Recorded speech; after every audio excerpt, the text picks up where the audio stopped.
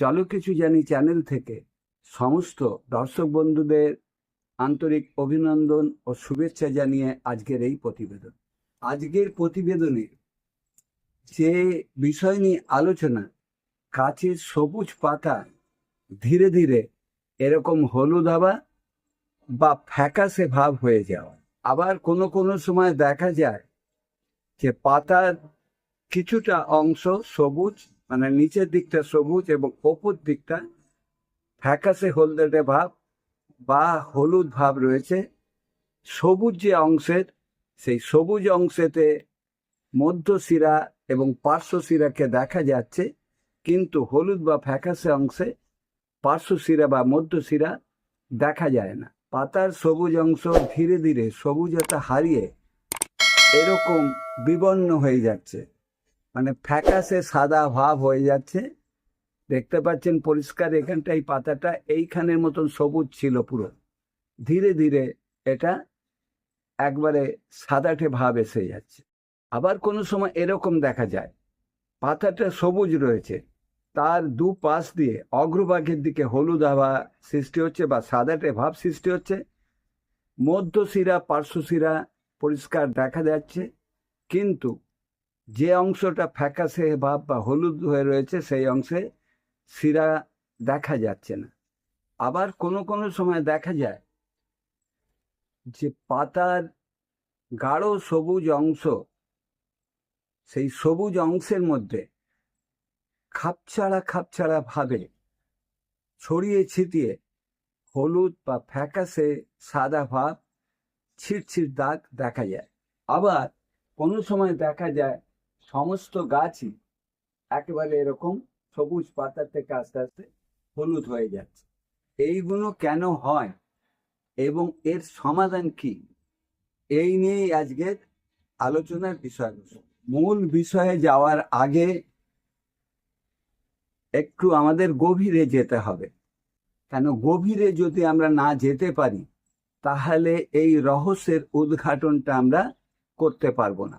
সাধারণত সুস্থ গাছ বলতে আমরা জানি যে গাছের পাতা ঘন সবুজ হয়ে থাকবে, ঠিক এরকম পাতাগুলো এরকম ঘন সবুজ ভাব দেখা দেবে। এইগুলো সব সুস্থ গাছের লক্ষণ। আর এই ঘন সবুজ হওয়া মানে গাছের ক্লোরোফিল ঠিক মতন তৈরি হচ্ছে। যখন গাছ তার পাতাতে ঠিক মতন ক্লোরোফিল তৈরি করতে পারে না, তখনই পাতার মধ্যে এরকম নানা রকম সমস্যার সৃষ্টি হয়, যা গাছ তার পাতার মধ্যে ফুটিয়ে তোলে। এইবারে ক্লোরোফিলটা কি জিনিস সেটা সম্বন্ধে একটু আলোকপাত করা যাক। তাহলে আমরা বুঝতে পারলাম গাছের পাতা সবুজ থাকার কারণ হলো গাছ ক্লোরোফিল তৈরি করতে পারছে। তাহলে ক্লোরোফিলটা কি?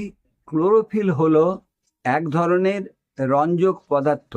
এটা সূর্যালোক থেকে শক্তি সংগ্রহ করে এবং উদ্ভিদের সালোক সংশ্লেষণ প্রক্রিয়ায় নিজেদের খাদ্য তৈরি করতে সাহায্য করে। পাতার সবুজ রঙের পেছনে মূল রহস্যগুলো হলো ক্লোরোফিলের ভূমিকা। পাতা বা উদ্ভিদের কোষে যে ক্লোরোপ্লাস্ট থাকে তার ভেতরে ক্লোরোফিল নামক সবুজ উপাদানটি উপস্থিত থাকে। আলো শোষণ ও প্রতিফলন। সূর্যের আলো যখন গাছের পাতার উপরে পড়ে তখন ক্লোরোফিল সূর্যের আলো লাল ও নীল অংশটুকু পুরোপুরি শোষণ করে নেয়, কিন্তু সবুজ রঙের আলোটা ঠিক মতন শোষণ না করার ফলে ওই সবুজ রংটা প্রতিফলিত হয়, আর প্রতিফলিত সেই আলোই আমাদের চোখে এসে পড়ে, যার ফলে আমরা গাছের পাতাকে সবুজ দেখি। খাদ্য তৈরি এবং সালোক সংশ্লেষণ।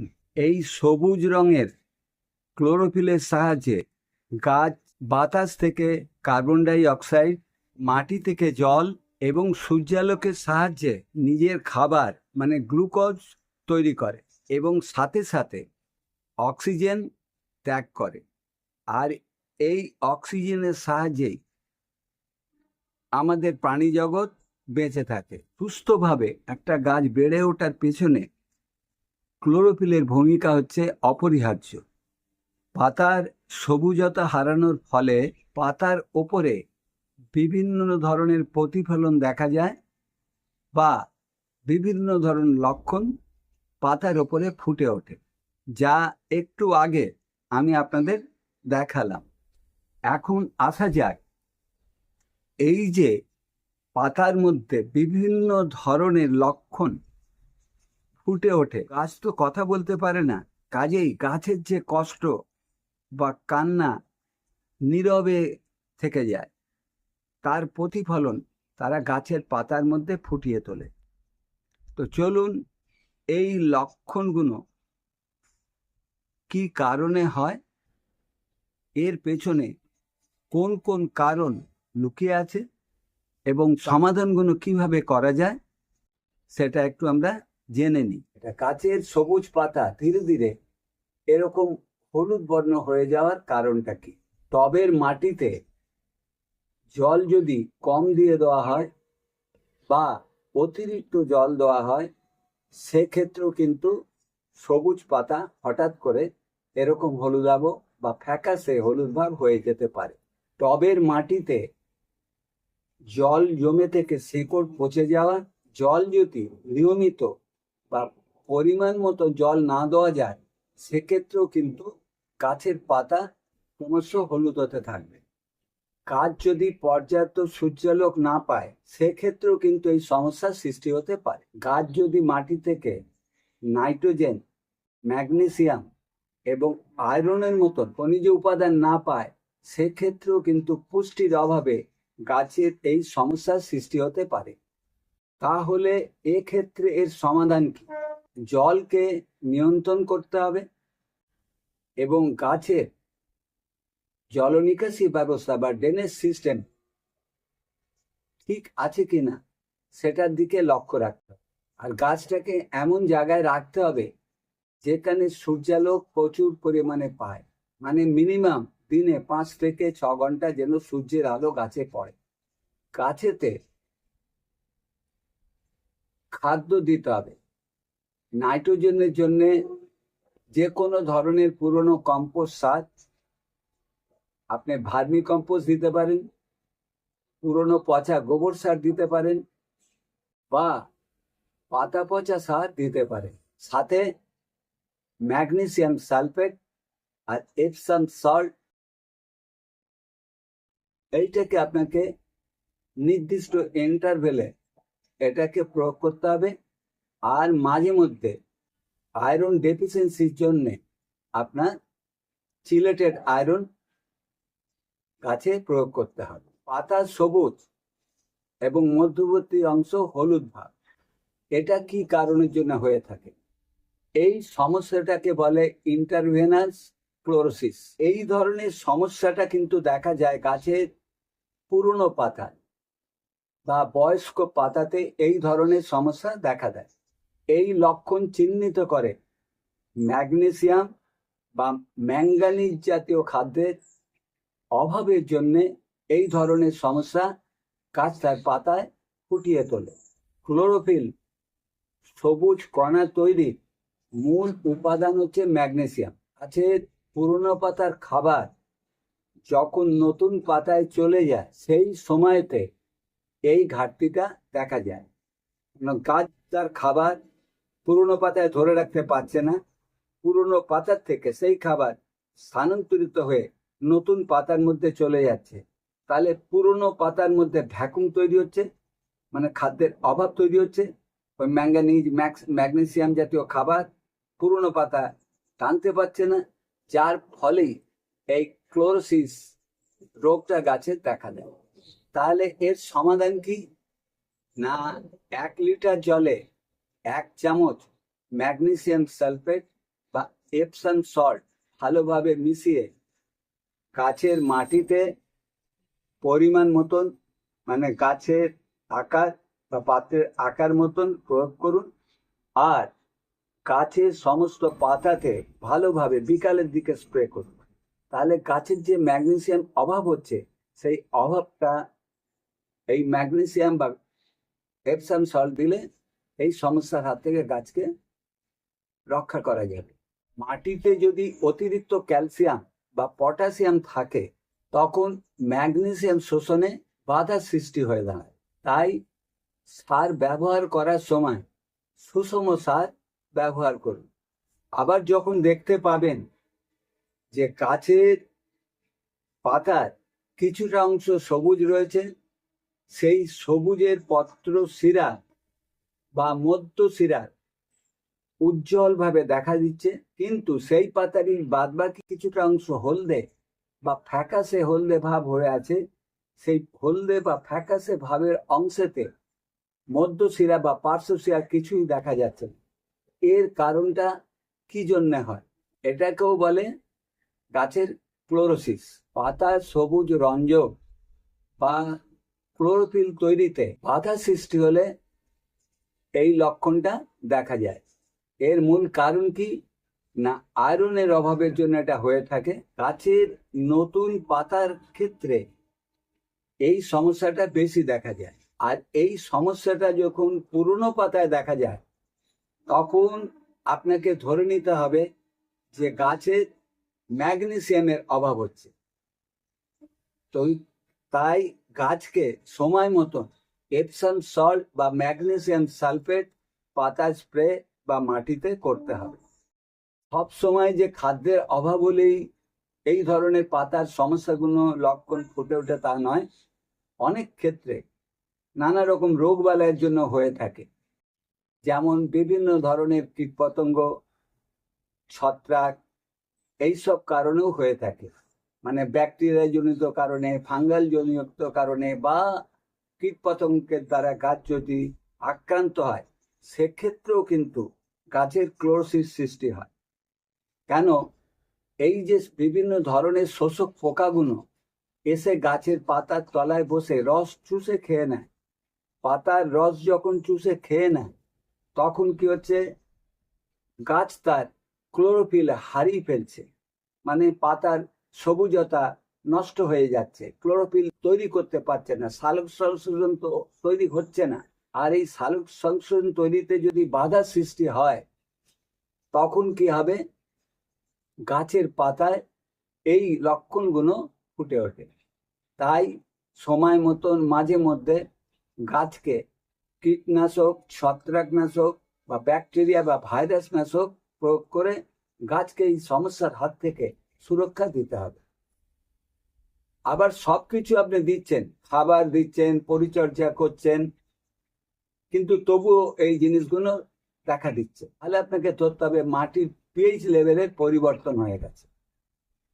মানে মাটি যদি অতিরিক্ত ক্ষারীয় হয়ে যায়, মানে 7.5-এর ওপরে যদি পিএইচ লেভেল চলে যায়, সেক্ষেত্রে মাটিতে থাকা আয়রন, ম্যাঙ্গানিজ, ম্যাগনেসিয়াম এই ধরনের খাবারগুলো গাছ গ্রহণ করতে পারে না, মাটিতে লক হয়ে যায়।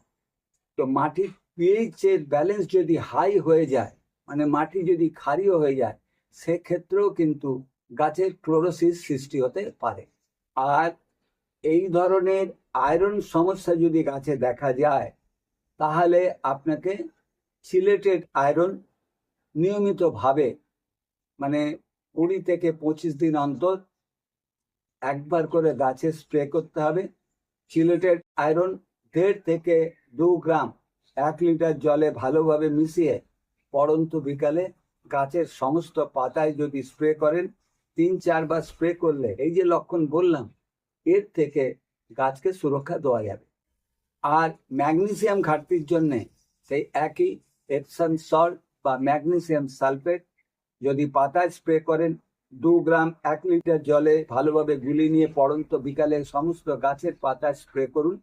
আর টবের মাটিতে যদি ডাইরেক্ট দেন তাহলে গাছের আকার এবং টবের আকার অনুযায়ী টবের কিনারা বরাবর মাটিটা একটু খুশিয়ে নিয়ে তারপরে 1/4 চামচ থেকে 1 চামচ একটা সার্কেল করে রিং করে গর্ত খুঁড়ে নিয়ে তার মধ্যে দিয়ে মাটি চাপা দিয়ে জল দিন। আর যদি জলের সাথে গুলে মাটিতে দিতে চান সেক্ষেত্রে 1 লিটার জলে 1 চামচ এপসাম সল্ট বা ম্যাগনেসিয়াম সালফেট ভালোভাবে মিশিয়ে গাছের বয়স এবং পাত্রের আকার অনুযায়ী প্রতি 20 দিন ছাড়া গাছে একবার করে দিলে এই সমস্যার থেকে গাছকে রক্ষা করা যাবে। আর পোকামাকড়ের আক্রমণ থেকে রক্ষা পাওয়ার জন্য ঘরোয়াভাবে নিয়মিতভাবে 7 থেকে 10 দিন অন্তর নিম তেল প্রয়োগ করতে পারেন। আর যারা বাজার থেকে নিম তেল কিনতে পারবেন না তারা কি করবেন না, এরকম নিম পাতা 50 থেকে 60 গ্রাম 1 লিটার জলে ভালোভাবে ফুটিয়ে 500 ml হাফ লিটারে নিয়ে এসে সেই জলটাকে ছেঁকে তার সাথে হলুদ দিয়ে গাছেতে ভালোভাবে স্প্রে করুন। তাহলে যে শোষক পোকার গাছকে আক্রমণ করে, মানে সাদামাছি, মিলিবাগ, আপনার জাপ পোকা, এদেরকে দূরে সরিয়ে রাখতে সাহায্য করবে। আর তা না হলে পরে আপনাদের রাসায়নিক কীটনাশক ব্যবহার করতে হবে। রাসায়নিক কীটনাশক বলতে অ্যামিডাক্লোপ্রিড গ্রুপের যে কোনো ধরনের কীটনাশক 1 থেকে 1.5 ml 1 লিটার জলে গুলে বিকালের দিকে মানে সন্ধ্যে লাগোর সময়তে গাছে সমগ্র অংশে স্প্রে করে দেবেন প্রতি 7 থেকে 10 দিন ছাড়া। যদি অ্যামিডাক্লোপ্রিড গ্রুপের ওষুধ না পান তাহলে ট্যাপগড় ব্যবহার করতে পারেন, রোগড় ব্যবহার করতে পারেন। এই সমস্ত কীটনাশক ঘুরিয়ে ফিরিয়ে ব্যবহার করে পোকামাকড়ের হাত থেকে গাছকে নিয়ন্ত্রণ করতে হবে। আর সবুজ পাতার মধ্যে খাপছাড়া ভাবে ছড়িয়ে ছিটে যে ছোট ছোট হলুদ দাগ বা ফ্যাকাসে দাগ দেখা যায়, সেটা অনেক ক্ষেত্রেই আপনার ছত্রাকজনিত কারণে হয়ে থাকতে পারে। তাই আপনাকে মাঝে মধ্যেই বা এরকম দেখা দিলে আপনাকে যে কোনো একটা ভালো কন্ট্রাক্ট ফাঙ্গিসাইড বা ছত্রাকনাশক আপনাকে ব্যবহার করতে হবে। যেমন কার্বেন্ডাজিম বা ম্যানকোজেব গ্রুপের ছত্রাকনাশক ব্যবহার করতে হবে। পরিমাণ কতটা না, 1.5 থেকে 2 গ্রাম 1 লিটার জলে ভালোভাবে মিশিয়ে আপনার বিকালের দিকে গাছেতে স্প্রে করতে হবে। যখন দেখা দেবে তখন স্প্রে করতে হবে। আর তা না হলে পরে 15 দিন ছাড়া এরকম সমস্যা না দেখা দিলেও আপনাকে স্প্রে করতে হবে। আর বিশেষ করে বর্ষা হয়ে যাওয়ার পর, ধরুন 3-4 দিন বৃষ্টি হলো, বৃষ্টির পর একটু ফাঁকা পেলেন, সেই সময়তে কিন্তু আপনাকে এই ধরনের ছত্রাকনাশক গাছে স্প্রে করে এই সমস্যা থেকে গাছকে সুরক্ষা দিতে হবে। এই ছিল আজকের ভিডিওটা দেখে যদি ইনফরমেটিভ ভিডিও বলে মনে হয় তাহলে লাইক করবেন। আর এই বিষয়ের উপরে যদি কোনো মন্তব্য থাকে আমার কমেন্ট বক্সে মন্তব্য করবেন, আমি আমার সাধ্য মতন উত্তর দেওয়ার চেষ্টা করব। আর সম্পূর্ণ ভিডিওটা দেখার পর যদি মনে করেন যে এই ভিডিওটা আপনাদের কাজে লাগতে পারে বা অন্য কারোরও কাজে লাগতে পারে, তাহলে অনুরোধ করব ভিডিওটাকে যদি সম্ভব হয় যারা ছাদ বাগান ভালোবাসেন বা বাগান ভালোবাসেন এরকম ধরনের মানুষদের কাছে ভিডিওটা একটু বেশি করে শেয়ার করে তাদেরকে একটু দেখবার বা জানবার সুযোগ করে দেবেন। আজকের মতন আমি আপনাদের কাছ থেকে বিদায় নিচ্ছি। আবার আপনাদের কাছে ফিরে আসব খুব শিগগিরই অন্য ধরনের কোনো নতুন ভিডিওর সাথে। ততদিনে আপনারা খুব ভালো থাকুন, সুস্থ থাকুন। ধন্যবাদ।